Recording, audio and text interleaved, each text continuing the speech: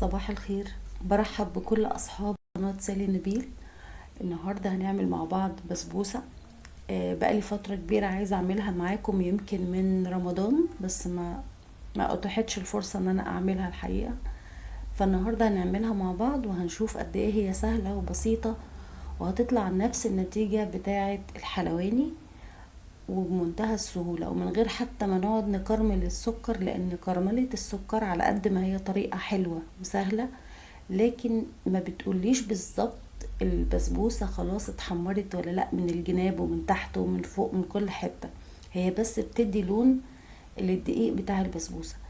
النهاردة اللون ده لون حقيقي من غير ما نكرمل السكر، ونفس السمك بتاع الحلواني، ونفس كمان الطعم جدا جدا.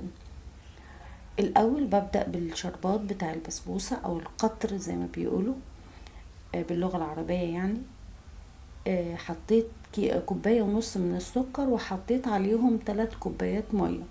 بقلبهم على البارد لغاية لما السكر بيدوب، وبعد كده برفعهم على النار. بعد ما يغلوا اول اضافة بتبقى عصير نص ليمونة وحوالي ربع معلقة ملح، وهحط كمان معلقتين من عسل الكلوكوز. لو مش متوافر ممكن عسل النحل، او ممكن شربات تقيل اللي احنا بنحطه للكنافة، اللي هو نسبة السكر فيه قد نسبة المية، وبنسيبهم يغلوا شوية لغاية لما القوام يتقل. كده يبقى احنا عندنا الشربات الجلوكوز، او يعني قطر تقيل، محتاجين منه معلقتين بس. وبعد كده هنسيبهم يغلوا 5 دقايق، وفي الاخر خالص بحط نص معلقة أو كمان ربع معلقة من الفانيليا. وكده يبقى عندي الشربات جاهز. هركنه بقى على جنب وهنسخنه تاني لما تبقى البسبوسة قربت خلاص تطلع من الفرن. معايا بقى مكونات البسبوسة نفسها عبارة عن ايه. معايا نص كيلو من السميد اللي هو الدقيق بتاع البسبوسة او المخصص للبسبوسة، ولازم يكون خشن عشان اضمن ان هو ما يبقاش مخلوط بدقيق او ناعم او زيادة عن اللزوم، بحيث ان احنا لما نمسكه كده ما يعلمش في ايدينا دقيق ابيض خالص. وبالمناسبة ده دقيق سادة خالص، بيبقى جاي من عند العطار، او بيبقى مثلا في الهايبر ماركت الكبيرة، بيبقى جنب اكياس الدقيق، بيتباع بالكيلو. ده غير اكياس الدقيق اللي هي بتبقى جاهزة ومحطوط عليها مكونات واضافات اخرى، ده بيبقى سادة خالص. ومعايا كوبايتين زبادي، الزبادي البلدي العادي. ومعايا كمان كوباية من السمنة، الكوباية دي هنعمل بيها كل حاجة. ومعايا نص كوباية من السكر، السكر العادي برضو مش بودر، بس يكون ابيض. ومعانا كمان معلقتين من جوز الهند، وده اختياري، اللي مش بيحب طعم الجوز الهند خلاص ما يحطهوش. واخر حاجة بقى ده عسل الكلوكوز اللي احنا اتكلمنا عنه، وده خلاص يعني دوره خلص بعد الشربات. بعد ما عملنا الشربات خلاص كده دوره معانا انتهى. لكن انا حبيت اوريكم العلبة اللي جبتها، ودي من مستلزمات الحلواني. دلوقتي بقى انا شغلت الفرن من تحت على درجة حرارة 200، وسبته يسخن لغاية لما اخلص اجهز يعني البسبوسة اللي هتخش الفرن. دلوقتي معايا صينية مقاس 32، وبدأت ان انا ادهنها بالسمنة كويس جدا. كوباية السمنة اللي قلنا عليها جنبينا هناخد منها وندهن الصينية بتاعتنا.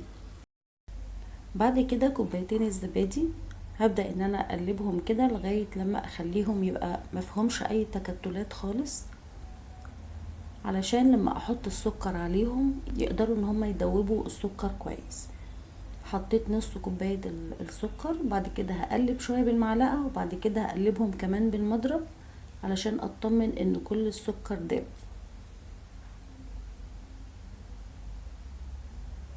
الخطوة دي مهمة جدا علشان اي حبيبات في السكر هتخلي البسبوسة تنشف. بعد كده اخدت الدقيق بتاع السميد وحطيت عليه نص معلقة ملح. المعالق دي معالق صغننة، معالق الملح بتبقى صغيرة خالص. هقلب الملح مع دقيق السميد، وبعد كده هحط كوباية السمنة اللي احنا قلنا عليها. احنا يدوب بس اخدنا منها ودهنا بيها الصينية. وكمان هناخد دلوقتي كل الكوباية ونبقي فيها حوالي مثلا معلقتين بس.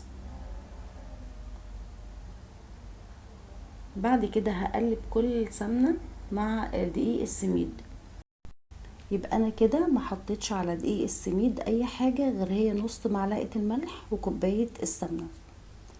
الخطوة دي بقلب كويس جدا في البسبوسة، السمنة مع البسبوسة، علشان خاطر اضمن ان كل حبيبات دقيق السميد اتغلفت بالسمنة. دي خطوة مهمة جدا، ودي الخطوة الوحيدة اللي مسموح فيها ان احنا نقلب فيها كتير. حطيت طبعا في الاول معلقتين جوز الهند، وطبعا انا قلت دولت اختياري، اللي مش حابب ان هم يحطوهم ما يحطوهمش. واخر حاجة بحطها هو كوبايتين الزبادي اللي احنا قلبناهم مع السكر، والسكر دايب خالص، هضيفهم على دقيق السميد. هنا بقى مش بقلب كتير خالص، هو يدوب بس اطمن يعني ان كل المكونات اختلطت مع بعضها، وبعد كده بحط الدقيق في الصينية. القوام بتاعه ما بيبقاش قوام سائل خالص، بيبقى ماسك نفسه جدا، بحيث محتاج ان انا افرده بايدي، مش هيتفرد لوحده. دي صينية مقاس 32 على الكمية اللي عندنا دي، هتعمل لنا سمك البسبوسة رفيع، مش تخين، وهو ده اللي مطلوب، لان البسبوسة بتختلف عن الكيكة في ان سمكها بيبقى ارفع كتير عن الكيكة.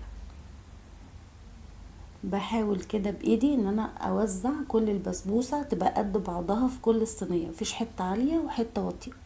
اخر حاجة معلقتين السمنة اللي انا كنت حاجزاهم في الكوباية، بنزلهم وبدهن بيهم الوش بتاع البسبوسة. الخطوة بتاعة تقليب البسبوسة مع السمنة كده فترة طويلة علشان حبيبات البسبوسة تتغلف كلها بالسمنة، دي خطوة مهمة جدا، بتخلي البسبوسة تطلع مفرولة كده زي بتاعة الحلواني بالظبط. اخر حاجة بنعملها ان احنا بنخبط كده الصينية عشان تبقى كل البسبوسة مية واحدة وتتوزع بطريقة صح جوه الصينية، وبنقطعها بالشكل اللي احنا عايزينه، مثلثات، دوريات، اللي احنا عايزينه يعني.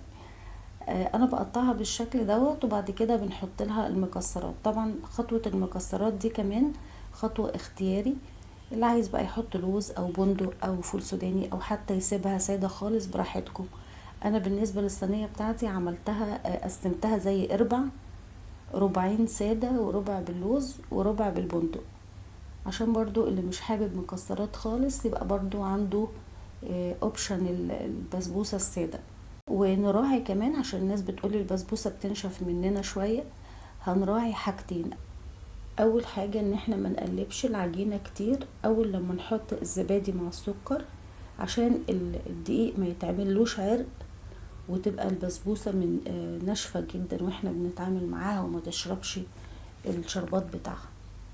تاني حاجة لما ندخلها الفرن ما نقعدهاش وقت كتير، لان الوقت الكتير في الفرن ده هيفقدها كل السوائل اللي فيها، وبالتالي برضو هتنشف مننا. يبقى مسافة بس ما الجوانب تحمر نقفل الفرن ونفتح الشواية لغاية لما الوش ياخد لون، وطبعا نقف جنبها لان الشواية بتبقى سريعة جدا. دخلتها الفرن وطلعتها بعد حوالي 35 او 40 دقيقة، طبعا على الرف اللي في النص، وكنت مشغله الفرن قبلها على درجة حرارة 200 علشان يسخن. وقرب ما خلاص اخدت لون وفتحت الشواية، سخنت بسرعة الشربات مرة تانية لانه هو كان برد، وسقيتها وهي طالعة سخنة والشربات سخن. وهغطيهم شوية علشان البخار بتاع السخونة دي كلها يبقى يخلي البسبوسة طرية مش مقرمشة. شايفين بقى البسبوسة بتاعتنا السمك بتاعها عامل ازاي، واللون بتاعها كمان، اللون ده طبيعي جدا من غير كرملة سكر زي ما قلنا قبل كده، لان كرملة السكر بتخدعنا ونفتكر ان البسبوسة خلاص كده تمام استوت، لكن هو الصح ان هي تاخد اللون عن طريق الحرارة والسوى المظبوط. طبعا افضل طعم للبسبوسة بيبقى تاني يوم، مش اول يوم ما بتتعمل. احنا بنسيبها كده متغطية شوية، بعد كده بنفتح عليها وبنسيبها لتاني يوم. وعايزة اوريكم بقى اللون من تحت ومن فوق متحمر ازاي. كمان بصوا دايبة جدا، يعني مش مستحملة ان حد يلبسها، زي بالظبط اللي بنجيبها من بره.